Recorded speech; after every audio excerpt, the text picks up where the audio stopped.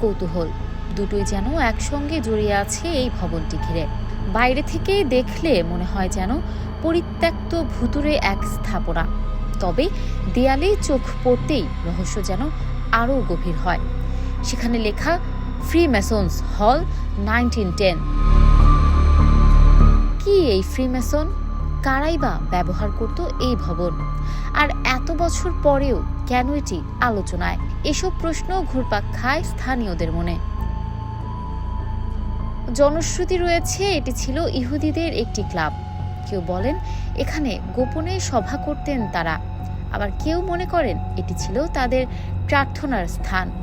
তবে এসব দাবির পক্ষে নির্দিষ্ট কোনো প্রমাণ এখনো মেলেনি। ইতিহাস ঘেঁটে জানা যায় ফ্রিমেসন্স একটি প্রাচীন ও রহস্যময় সংগঠন। মধ্যযুগে ক্যাথেড্রাল নির্মাণে যুক্ত পাথর শ্রমিকদের হাত ধরে যার সূচনা, আর 1917 সালে এটি আনুষ্ঠানিক রূপ পায়।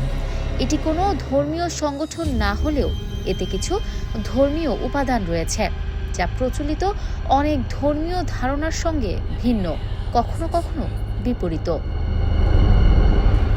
বাংলাদেশে বর্তমানে ইহুদিদের উপস্থিতি প্রায় নেই বললেই চলে। তাই স্বাভাবিকভাবেই প্রশ্ন উঠে, এখন এই ভবনের ভেতরে কি হয়, কারা পরিচালনা করছে এটি? বর্তমানে দায়িত্বশীল কর্মকর্তারা জানিয়েছেন ভবনটি এখন সরকারের ভূমি মন্ত্রণালয়ের অধীনে রয়েছে। নিয়মিত এটি অফিস হিসেবে ব্যবহৃত হচ্ছে।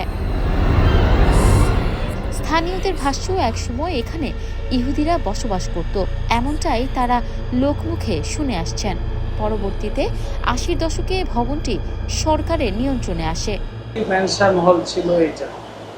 তারপরে দেশ স্বাধীন হওয়ার পরে 80 দশকে এই ভূমি সহ এই জমি যাদের ছিল, তারা ইহুদি সম্প্রদায় চ্যারিটেবল ট্রাস্ট ছিল, ওরা বাংলাদেশ গভর্নমেন্টকে দান করে, দলিলের মাধ্যমে দান করে ওরা লন্ডন চলে যায়। এরপর থেকে 80 দশক থেকে এটা ভূমি জেলা প্রশাসক মহোদয়ের অধীনে পরিচালিত একটি ভবন। সময়ের পরিক্রমায় ভবনটির আসল ইতিহাস যেন হারিয়ে গেছে অজানার অতলে। ইহুদিদের সেই গল্প কতটা সত্য আর কতটা কেবলই লোককথা, তার নির্ভরযোগ্য উত্তর আজও অমীমাংসিত। তাই রহস্য ঘেরা এই ভবন নিয়ে মানুষের আগ্রহ কমেনি এতটুকু।